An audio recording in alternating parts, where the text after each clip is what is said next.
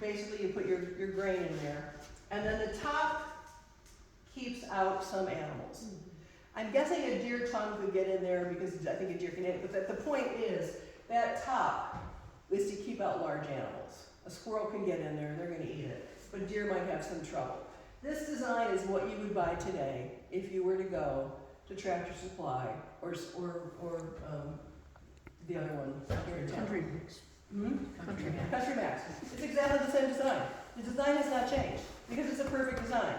You put the feet in, you put the top down, large animals can't get the food, done. So that's interesting to me how some designs were just so spot on in the beginning and haven't really needed to evolve.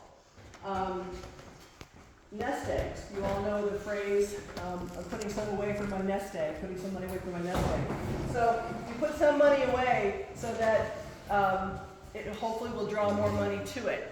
So these nest eggs are blown glass. They're actually milk glass. So when I first had my chickens, I started doing some reading. I went on the internet. I don't know too much, and they're not laying because they're little. And then one day there's like an egg in the backyard. I was like, well, this is not really great. There's just an egg in the backyard. It's good they started to lay. So I go online and say, oh, you need to get a nest egg.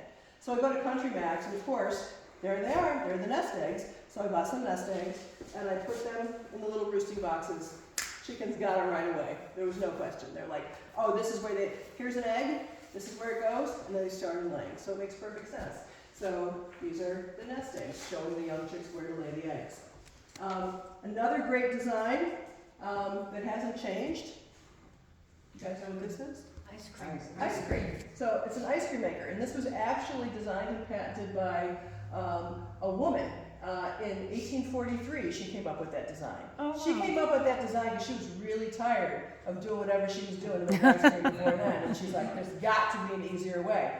And she came up with this design. Her name was Nancy Johnson from New Jersey.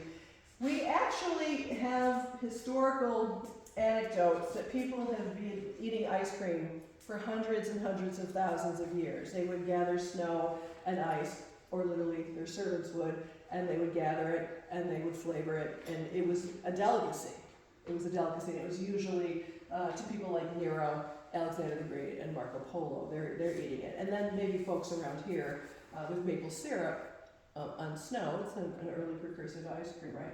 But Nancy Johnson, however else she was doing it, she came up with this idea, and this has not changed. It's great design, hasn't changed. Ice cream maker. Many of you probably were at the presentation for cheese. Unfortunately, I missed it. But in an area where you have so many dairy farms and such incredible access to good fresh milk, cheese making is just going to be, one more natural outcome of that. So this speaks to cheese. Just another beautiful implement. This is a scoop. Again, all one piece of wood. Again, too big for inside the house, but probably again, tossing, grain, feeding animals here. When you have a lot of grain and you have the mills, you have flour, we have really the wonderful monk's bread. We have the Abbey and all the bread that they're making there. So that's why this is here. Moving to more prepared foods, honey. This is Dr. Robert A. Green, who was a member of the Geneseo Normal School faculty, and he lived at 11 2nd Street. I don't know whose house that is now. I haven't. Driscoll's house? For a long time. The yellow one? No, The one other right one. on the road with the brick walk in front of it, that's where he lived. All right. So, and he was a good gardener. He was a wonderful gardener that people would want to come see his gardens all the time. So I think he got to a point one summer, and he was like, in the Livingston Republican, he said, his gardens will be open any day this week after 4 p.m., which is a very nice way of ixnay on the 2 p.m. okay? 4 p.m. you can come see, but I don't want people in there all day. But he was also obviously a guy who, with all that gardening, had all those wonderful bees, and he would jar and can honey. So here is honey, produced and packed in the apiary of Robert A. Green, Geneseo, New York. You gotta up your games on one more. Look at that. Nice games. It's a nice label. It's a nice label, yeah. So we have some bees in our backyard as well. Chickens, these bees. And then with all of the the sheep and the pigs and the cows and whatever. If you go, you can go to out to Hunt, New York, and there's, as Anna and I did, and it was fascinating. It was a butcher shop. It was a butcher shop and then some. There were cows and pigs, and I'm not really sure what else was being processed, and you could buy all different kinds of meat, all different kinds of cuts and grinds, and then we brought home some jerky, so Grizzly's jerky. So, and that's a whole nother part of the food chain, and venison. So he processes a lot of deer out there, and he does different kinds of venison, and then venison jerky as well. That, you know, for people who, you know, live in the country and going to Grizzly's to buy their meat is much quicker and much more efficient than going to Wegmans or Walmart or anywhere where we would be in town. So it's another way of living your dailiness, of having your life if you live out in the country and you're a hunter, that you might have your meat processed here. You might raise your meat and have it taken there to be slaughtered, and then you pick up your finished cuts. How were these things gotten out to the regular people? There were a lot of small stores in Geneseo. And this is from a store that was down the hill on Court Street. It's a frat house now, but it was the Badamis' house for a long time. And the Badamis lived in the house, but when you came up to the house, on the front of the house was the store. And it was a very small store. And here's a wonderful photograph here of the store. And this scale right here is over here. And they might be in the store when you walk in, or there would have been either a bell on the door or a bell on the counter. So it would ring, or you would ring it, and then they would come out here, into the store, and they would help you. And so if you had cold cuts or pasta or whatever, you would put it on the scale, and they would weigh it, and off you would go. But there's an anecdote that came when the Mayor Badami gave this to the Livingston County Museum, that people in the neighborhood down around Court Street, which was all Italian at that point in time, they would also bring their new babies, and they would have their babies weighed, which I think is really, really pretty precious and wonderful. So it served multiple purposes. Is the baby putting weight? Baby putting in weight. And then Nunde Mustard and Geneseo Jam Kitchen. So when you take the idea of planting and harvesting to packaging and mass selling, the history of the Geneseo Jam Kitchen is fascinating. Here's just a tiny, tiny, tiny beginning of it. But there were soldiers overseas during World War I who just couldn't wait to get their packages with the Geneseo Jam in there. So it's a really fascinating history. It's it's almost worthy of a whole exhibit in and of itself. It's really fascinating. These home industries that then really just grow. And that is what? The honey? That's the jam.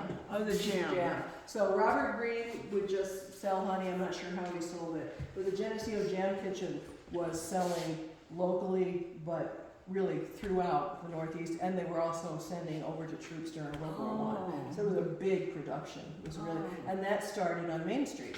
Oh, No, it started, that's not true. That started on 2nd Street, I think. Let's see, there we go. Let me check. Judy, do you know? No.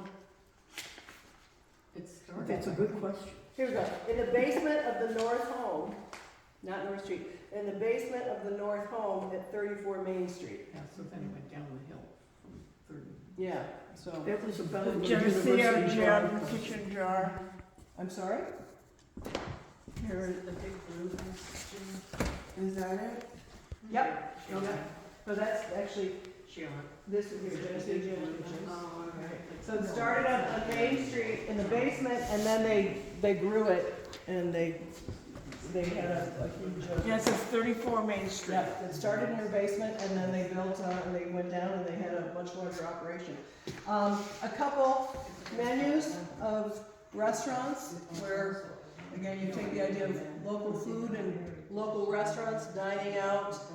The American Hotel in Lima, which has been owned by, I think, the same family for like 120 years or something. It's now up for sale. So, and then the National Hotel in Kylerville, which I believe is now closed. So I'm not sure what's happening there. And then the Big Tree, which, like a phoenix, just keeps coming back, which is great. And then we have some implements up here from ice fishing, which is interesting, or cutting the ice. So Canisius Lake, you could take, you've seen people ice fish, I think, on Canisius Lake. So on a cold winter, it freezes. And they would go out, they would take their horse-drawn wagons out onto Canisius Lake, and they would cut through the ice with a saw like that, and they would cut these large cubes of ice, and then the pole here they could move it around, and on the tongs they could pick it up. They load up the wagon with the ice.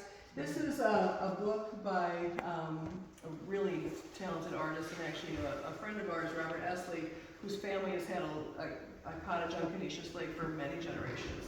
And he did this story called Reunion, when a contemporary little boy, falls into a photograph of a great-grandfather and then goes into this world, goes back in time. And so he did his, Roger did his homework, and so here we see these wonderful drawings of these men cutting the ice with a saw, just like that one, and then loading it up onto the horse-drawn wagon here, and then it would have been delivered by wagon to people's ice houses, and that's how you would keep your food cold, which is really quite amazing. And then eventually you would have an ice box, in your house, and the ice would go in there, and then that was of course replaced by an electric refrigerator eventually. Berry picking, just this really wonderful outfit that we were able to borrow from the Avon Preservation and Historical Society berry picking outfit. And last but not least, the meat chopper. The meat chopper. So this is this deadly item, which also has some wire so it won't move. This does move, it gets banged, I think, a little bit. But I don't know if any of your moms had a Foley food mill, or if you did. My mother would put it on the back of a chair and make ham salad after Easter. Yes. So you put the meat in there, and you grind it. So this is one part of, this is how the sausage is made. If you wonder how the sausage is made, this is how the sausage is made. So, and this phenomenal photograph, thank you very much to McCarthy's. So here we have the butcher shop, and this was on what is now Haley Avenue. So Indian Meadows, there was this shop, and where animals would be taken and the meat would be prepared. So this is the inside of it. And here is a contemporary to this machine, a contemporary advertisement from a newspaper. A machine that makes you money.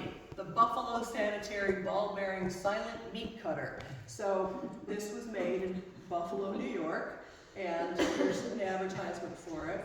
And here is a picture here of the slaughterhouse on Haley Avenue. And there's the interior of the slaughterhouse. I wasn't getting that name. There we go. The slaughterhouse. And then the meat would go in, and you would turn it, and these blades would cut up the meat. And then you would have different implements where you could case the sausage and make the sausage. So Marlene, that's actually the meat market store. This is the meat market On here? Main Street, but I don't know where. My mother couldn't remember. Oh, Like you're right. Okay, my mistake. You're right. So it says Haley Butcher Shop, Main Street, Geneseo. Yeah.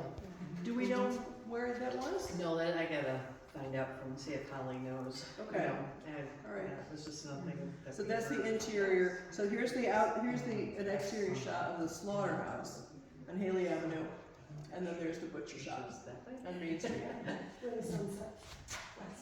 That's what I got.